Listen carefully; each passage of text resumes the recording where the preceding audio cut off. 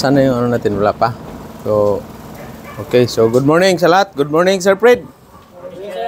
So, good morning. Ito ngayon topic natin ngayon. Talagang matindi ang topic dahil ano ang gagawin dapat kung in kaso ganyan, ibabump nyo yung barko ninyo, ibubumbahin ang barko. Anong gagawin kaya? Sa'yo, Jasper. Jasper ba? Anong gagawin mo ngayon? Mag-pray, di ba? Mag-pray talaga. Wala ka nang ano dyan, no choice. Kasi remote, ano yun, yung bomba, inano sa bangka na remote control. Hindi alam kung saan ipapatama, no? So, mag-pray lang kayo, Lord. Huwag mo muna akong patayin kasi marami pa akong pina-scholar. Ha? Di ba? So, babatiin mo natin lahat. Good morning sa inyong lahat. O, yan na si Junjun. Talagang maasahan si Junjun eh. Huwag mong pasuin likod nila kay. Thank you. Ito yung tawag nito, mahiwagang kahoy. Mahiwagang gamot. Parang effective din eh. Kasi hindi ako inuhaw ng San Miglite. Sir Fred. Oh, Sir Fred. Paano si Sir Fred? Wala. Meron din, sir. Mayroon din? Effective ba? Bahay na, iwan lang. Puti ng buhok ni Sir Fred din. Effective siguro. May kambal naman dyan, sir. Ha? May kambal sa puti ng buhok. So, yun ang ano dyan natin, no? Good morning sa ating lahat, viewer, no? At siyempre, yung gaya ng topic natin yesterday, delikado ang trabaho ng seaman o yung isang seaman, delikado. Lalo na ngayon dahil may mga terorista doon sa ibang bansa. So, anong gagawin yan? Kailangan magdasal lang, di ba? Magdasal lang kayo. Wala namang ibang ano dyan, tatalo kay Lord. Babatiin pa natin yung mga viewer, subscriber, Luzon, Visayas, Mindanao, sa Davao, nagkagulo na doon mga Sir Fred. Nilusob na ng mga kupal ng mga pulis doon. Parang marsyalo na doon sa Davao. Inano nila yung kay Kibuloy na akuan. Biruin mo, isang tao lang, hindi naman terorista, isang batalyon, ilang batalyon pinadala doon. So, bangag talaga yung mga ano na yan, mga pulis din, mga bangag. Lusubin kaya nila yung doon sa Mauti, mga ano doon. At saka si Kibuloy, hindi pa ano yan, hindi pa siya guilty, hindi pa na ano, kasi yung kaso, wala pa namang ano yan. Pero bakit ganun? Ano ka na ang dahilan? Kay Boss Jim, tanungin natin, ano ang rason, bakit ginaganyan nila? Ano yan, sir? Malapit kasi sa ready ko, sir. Parang political din yan, sir. Political. Isa pa, ano pa? Kailangan, o ano sa'yo, boss? Parang, sir, reward. Reward na 10,000 o 10 million. Kaya nagkagulo yung ano. Si Ruin, tanungin natin, ano kaya ang ano dahilan doon, Boss Ruin? Bakit isang katutak ng mga pulis? Para siguro mahuli agad sila ng lakas. Para mahuli ang lakas. Lahat, mahuli ka agad. Sure. Lalay pa din. Wala, si Lakay, ano kaya ang rason Lakay? Bakit kaya daming ano doon? Bakit nila gustong anuhin talaga si Kibuloy? Para matigil na yung mga Illegal na drugs? Transaction na ginagawa. Transaksyon. Ano pa? Ano pa, Mr. Rex? Anong dahilan? Sinusubukan yung cancer, bakas ng Diyos. Ang Panginoon. Kasi ipatigil ni Kibuloy, stop yung ano ng mga ano nila ngayon. Eh, hindi man makapag-stop si Kibuloy ngayon. Naiwan man ang susi niya. Pero si Sir Fred, baka may idea. Bakit kaya, Sir Fred, gusto nilang anuhin yung mga ano ni Kibuloy? Para makuha yung kayamanan ni Kibuloy, sir. Yan ang talaga tumpak. Kasi gusto nilang kamkamin lahat ng mga ari-arian ni Kibuloy. Yan ang pinakatama. Di ba? Kaya nang dati ng father niya, dati si Marcos, nang ano din yun ng mga property. No? Dito sa Surigao dati, yung Manunok Mining dyan, inano din nila yan dyan. No? Yun ang ano dyan. Inaangkin. Eh si Kibuloy, wala namang ano yun, wala namang asawa yun. Walang asawa. Eh, ang ano nila kay Kibuloy, rape, daming rape daw. Eh, mag-rape ka ba na pwede ka magbayad ng ilang ano yan, di ba? Ano lang yan, ano nila yan. No? Gawa-gawa lang nila yan. Gawa-gawa. At saka hindi nila inisip si Kibuloy, isa sa nagpaano sa kanila, nagsuporta nung. Actually, nag-withdraw na yung mga ano ni Kibuloy, mga tauhan. Yung mga ano ba, yung sa support during sa election, nag-withdraw na. Mga 8 million yata yung mga tao ni Kibuloy members. At ako din, isa rin ako sa mag-withdraw na. Hindi na, bawiin ko na yung boto ko doon dyan. Ha? Ako yung unang mag-withdraw dahil ako man yung isa nagpapanalo dito kay Bungbong at saka kay Sara.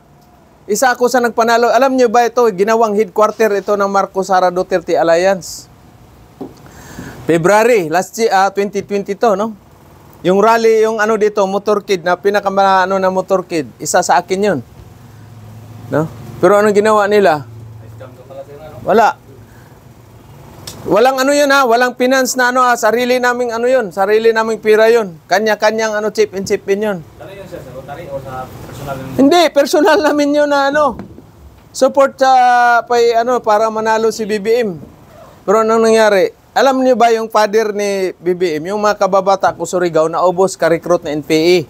Dahil sa, yung gusto nila na pabagsakin si father ni Marcos. Dahil ano nga, yung... anong tawag noon sa mga makaliwang grupo, yung mga NPA natin na kababayan, naging NPA sila, yung mga kababata ko. Ilan nang kaming naiwan, ubos lahat ng mga ano doon. Dahil sa gusto na ayaw nila sa kay Marcos Sr. Ngayon naman, mas masahol pa ngayon yung ano natin. Kita mo naman, ang sabi niya dati, yung flood control na 5,500 na flood control, nabangga daw ng barko. At kaya nilagay yun. Pero ang totoo yan, kurakot, ano man yun, mga ano man yun. Kasi yung flood control na yan, pag nawasak yan, anong inventoryhin mo yan? Wala. Biruin mo, gumastos pala tayo ng 1 billion mahigit sa isang araw lang yan sa project na flood control na yan. Ay kung tinayo ng ano yan, tinayo ng magagandang shipyard, owned by government, nagtayo ng sariling mga factory, mga refinery ng mga, halimbawa, dito sa Caraga, marami ang gold, marami ang nickel. Magtayo yung government ng owned by corporation by government. Tapos, siyempre, makapag-hire ng maraming mga worker. Eh, mataas yung sahod. Kasi gold mining, nickel, o ano pa ba, yung oil and gas natin. Do hindi na kayo mag-abroad sana, di ba? Bakit kaya ayaw nila na magtayo ng mga gano'n na mga ano sa atin? Kasi sir, meron din mga private sector din na malaking kapit dun sa... Yan, isa rin yan. Kanila lang sir. Ano pang pinaka main talaga? Bakit ayaw ng government? Maraming matatalino na mga politician. Maraming matatalinong tao sa Pilipinas. Bakit ayaw nila magtayo? Ang dahilan? Sabihin, short ang kuryente, short. Wala yan, hindi rason yan. Sila magkakapira sir. Para magkapira sila. At saka, para yung tayong mga OFW, kasi billion ang kinikita dyan ng mga OFW. Every year yan, billion ang inuuwi ng mga OFW. Kayo. So, pira na kaagad yan. Pag wala ng OFW, saan sila kukurakot? Pag wala ng OFW, saan sila kukuha ng pira na Kasi billion lang ang remittance ng mga na yan, OFW. Maiuwi ba na pira sa Pilipinas? Billion yan.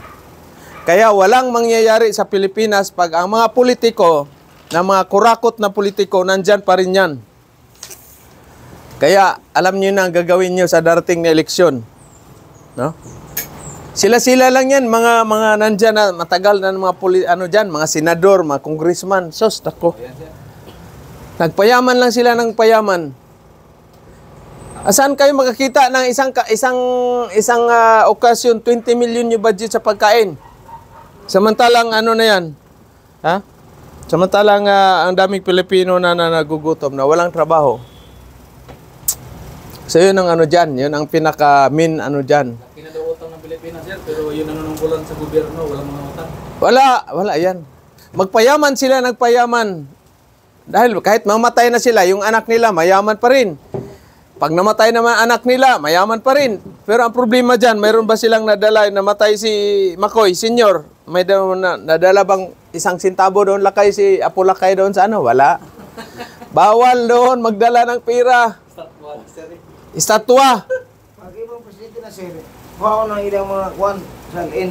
Salin. Oh. Ganun kamilyonaryo sir. Wala yan.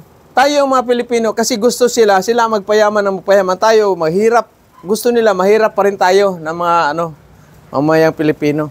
Yan ang pinaka dyan. Bottom line.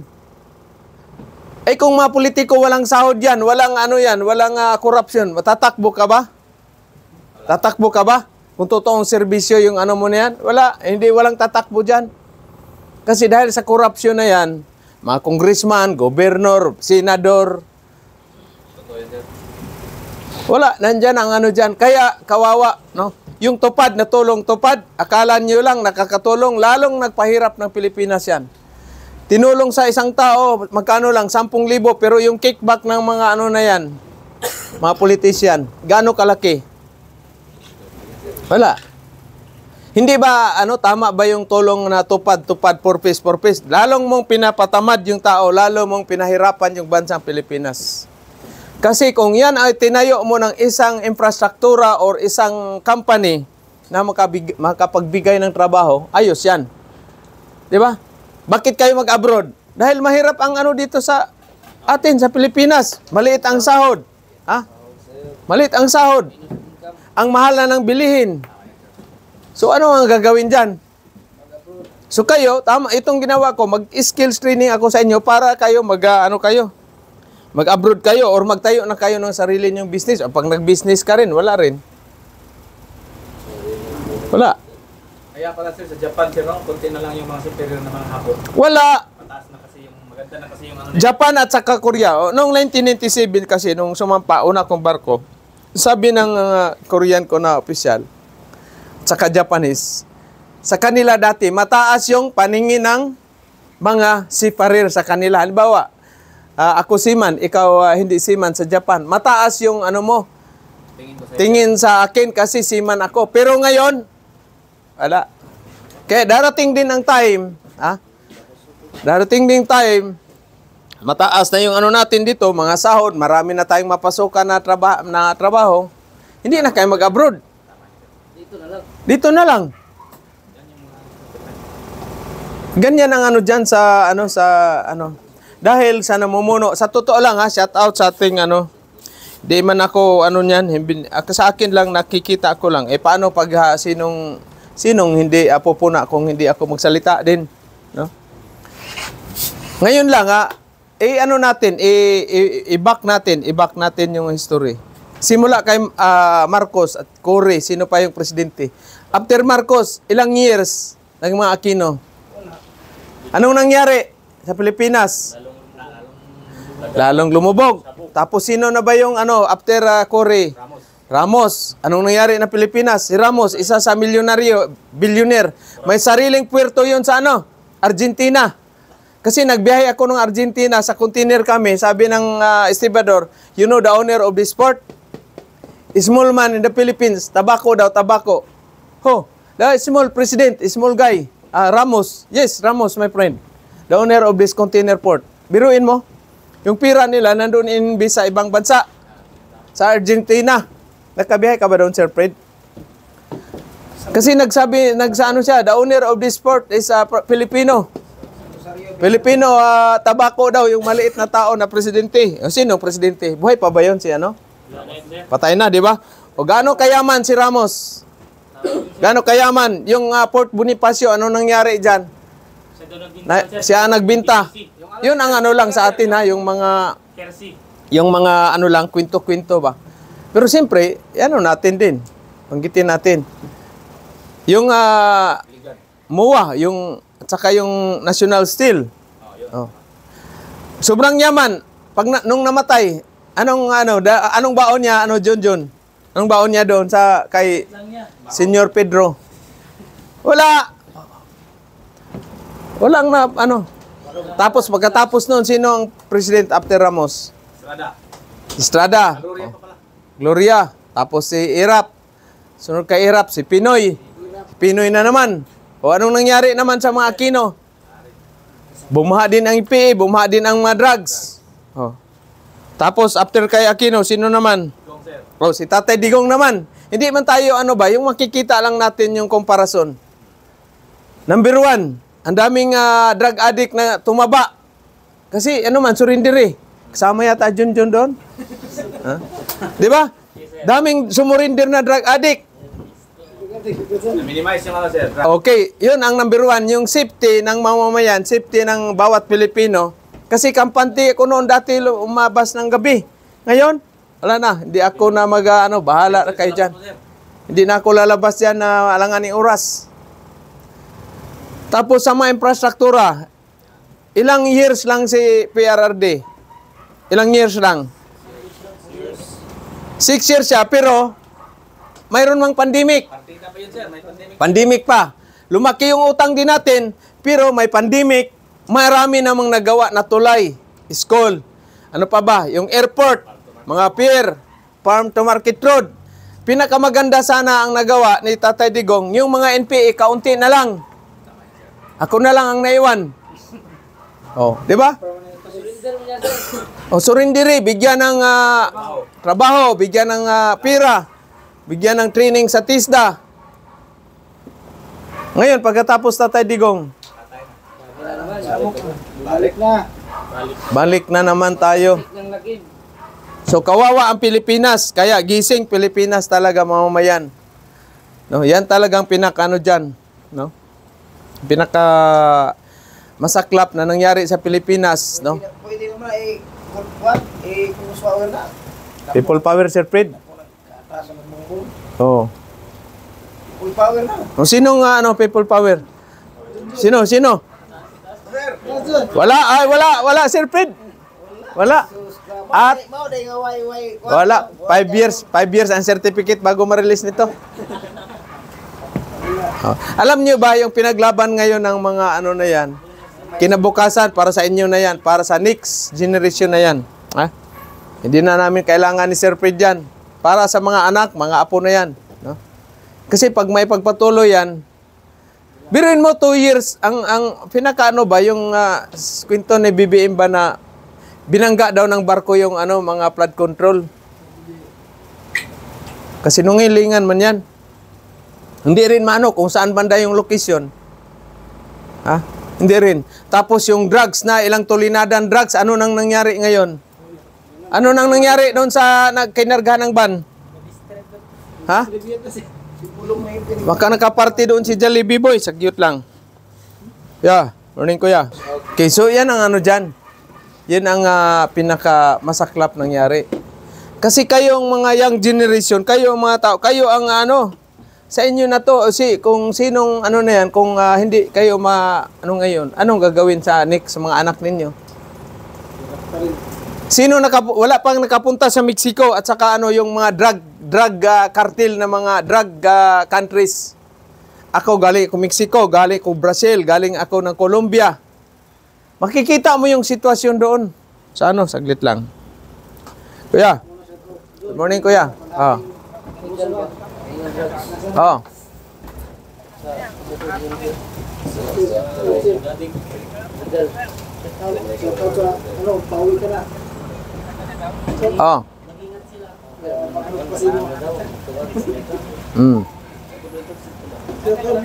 Oh, sige kuya, sige.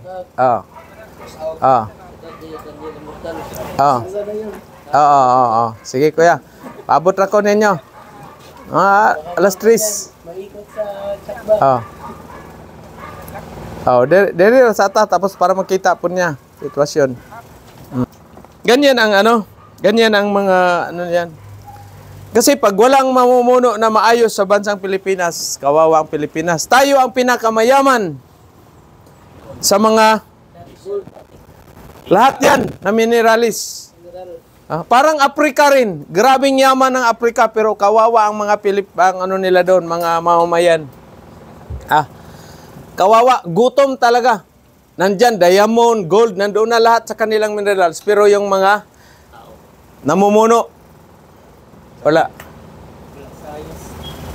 Kaya shout out sa ating mga politician, mga pag namatay kayo, wala kayong madalang kahit isang sintabo. Kaya one way lang naman tayo, 'di ba Sir Fred? One way lang tayo. This tayo, one way lang tayo, Sarge.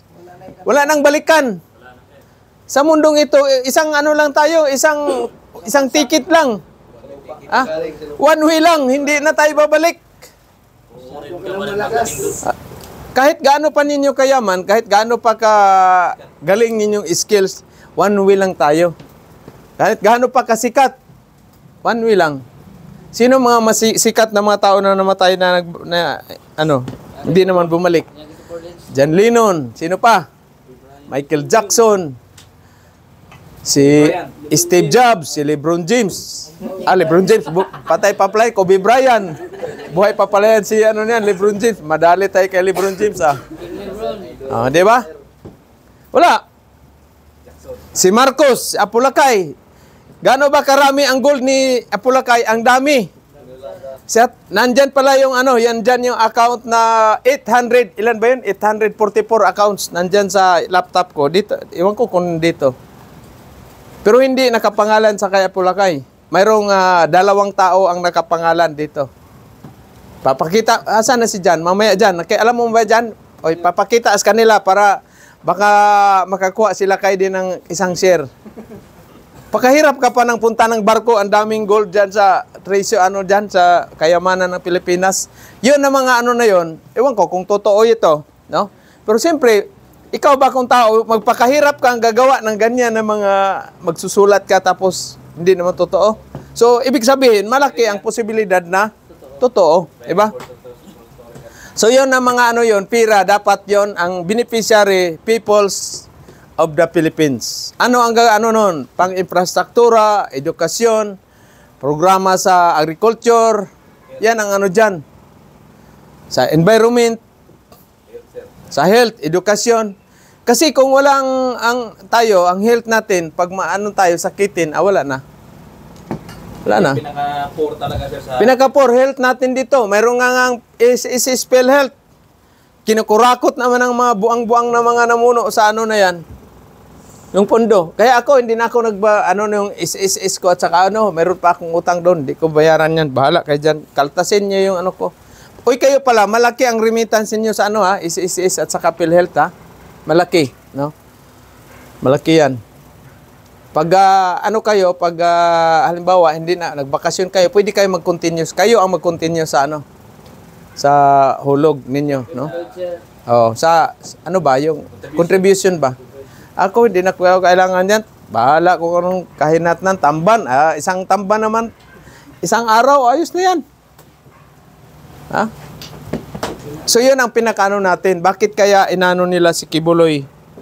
Si Kibuloy naman, wala namang ginawa na masama na akusasyon lang naman yun na may nang rape, may nang rape daw.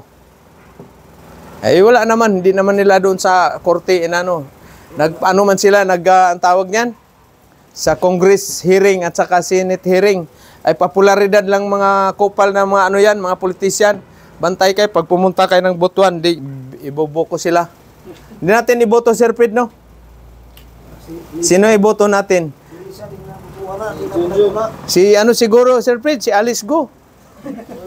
Ha? May contact Marcos kanya. Dapat tayo lahat ng nagkaposisyon ng mga congressman. Oh. Magpatahan na yan kay pangtaga ni BBM. Tambaluslos. Kaya doon sila kumampi ngayon kay Tambaluslos. Oh, wala na yung congressman si Sara Duterte, mali na dito kay Tambaluslos. Sino ba yan si Tambaluslos lakay? Hindi mo kilala? Sino ba Mark si Tambaluslos? Hindi mo kilala? Jasper? Hindi mo kilala rin? Sino ba yan? So yan pala. Binayaran sila, Sir Fred. Binayaran sila. Oh, akala nila yung binayad sa kanila, madala nila sa hukay nila yan. Wala, patay din kayo, hindi kayo butan 200 years. Mga tao din na mabutar. Oo. 3 years pag antos mo, pag sila nanalo, kaya pa rin. 3 years, tapos kurakot na naman. Kurap na naman. Wala naman ibang ginagawa yan sila, puro popularity dyan sa sa Senado. Mas talo ko pa sila. Nagpa-abroad na ako ng 70, 80, 90, kulang-kulang 100 na abroad, Sir Fred. Di ba? Wala man lang kamay si Junjun, wala man lang palakpak, anak ng Shukoy talaga. Oh. 100 na yung natin, tapos madagdagan pa, may alis na naman tayo next week. O kayong lahat, mag-abroad na kayo, ha? Tapos yung mga binata, pag makabiyahe kayo doon sa, halimbawa, Australia, Canada, o mag-asawa, maghanap na kayo ng mga Pilipina doon na sa UK, mga nurse, o di, mag-migrate na kayo doon sa UK or sa Canada, Australia. Di ba? Doon, Brazilian doon. Huwag kayo doon sa Brazil. Oh, Brazil. Huwag kayo doon. Maraming Pilipino na loko doon. Nandun kawawa rin. Sipa-sipa ng lata doon. Napa-in love. Australia, yan. Canada, New Zealand. Doon kayo manirahan. No? Butuan na yun. Butuan. Huwag kayo sa Butuan. Kami ngayon sa Butuan. 420. Ha? 420, sir. Nako, nakagamit pa naman ako nung isang araw, Sir Fred. Patay tayo dyan. Totoo ba yan, boss? Totoo yan, sir. Ids. 420. Nako, shout out pala, Butuan, ha? Ingat kayo dyan, ha? Sabi ng taga-Surigao, sir. Kaya natin yan. 120 na tayo. Kaya natin nagpasan yan. Sa Surigao, 120. 100 plus. Butuan, 420. Puro may 20, ha? Sa ilan ni, doon sa Sor. Kaya, Wala, mga pala 2 digits. Mga 30 lang yun, sir. 200 din. Mga ano lang, bayugan. So, saan nakukuha yung HIV? AIDS. AIDS, no? Sa pakikipagtalik, yung tato, saka yung karayom, no? Oo, may dugo. Oo. Yan makukuha nyo. Makipagtalik kayo, tapos may AIDS yung babae, Kaya yung o, patang-tapang likado yan. or bakla, bakla, Bakla doon. may AIDS din yan. Sige, sila yung patang-tapang pa. Tapos yung makipaghalikan kayo, mayroon kayong sugat sa bunganga ninyo, tapos may sugat din yung babae, patay na. No? Hindi naman yan sa mga kitchen utensil, hindi nakakawa. Oh, Bray. Ha? Dadi ha, Bray. Rex, ano mo na, Rex? Ito. Bolt or nut, Oh. So yun ang dyan. Doon yung nakukuha doon yung nakukuha yung it's ano ba yan? Yung, saan yung pentel pin natin? Oh. Kuha mo na doon. It's ba? Iano natin kasi ito sa parte ng health ninyo. Kahit gaano pa ninyo katagal na magsiman, pag mayroon na kayong tama nitong AIDA na to, wala na, tapos na maligayang araw ninyo. Ha? Wala. May lamat na Ha? nakita, sir. Close din ang ganda, sir. Bakit close? Baka maraming pera na. Luto-luso. Bili kayo ng sardinas. Oh. Saan ba ninyo nakukuha itong HIV? Natin pala. Kasi tackle natin to dahil isa sa very important yung health, no? Yan. Ano ba ang meaning nito? Acquire. Ito sa pagpidos ninyo kasi sa pagpidos ninyo ito. Mayroon ito sa pidos ninyo. Pero at least natin, ha? Ano ba tong AIDS? Acquire. Ano ba to? Acquire. Immune. Yung immune system. Oh. Deficiency. So, ibig sabihin, tapos syndrome. Okay? So ang HIV hindi nakakapatayan. Mamamatay kayo sa complicated ninyo na sakit na. Diyan na yan. Yung lungs ninyo, yung immune system, bagsak. Tapos yung sakit ninyo, mag-complicated na na yan. Slowly dying. Slowly dying na kayo. No? After 5 years, 10 years, maximum 10 years, patay na kayo pag wala kayong, tawag niyan, yung panlaban na sakto na gamot. Vitamins. Kasi immune system mo yung pinapatayan. Immune system, manghihina ka. Lalagnatin ka, tapos yung kidney mo, yung heart mo, wala na. Wala ka nang ganang kumain. Dahil stress, na yung mindset mo. No? May stress ka naman, may AIDS na ako, mamatay na ako dito. So, wala ka nang gana lahat. So, ang gagawin ng iba niyan, ng damay-damay. Nagpaparami. Nagpaparami ng lahi. So, wala. Lalo na pag maganda, isip niya, mayroon na siyang HIV, nag-aalok na niyang kasariling bibingka niya. Buy one, take one. Oo. So, ingat kayo dyan. Ito talaga isa, lalo na pag nasa ibang bansa kayo. Ito. Isipin niyo nito.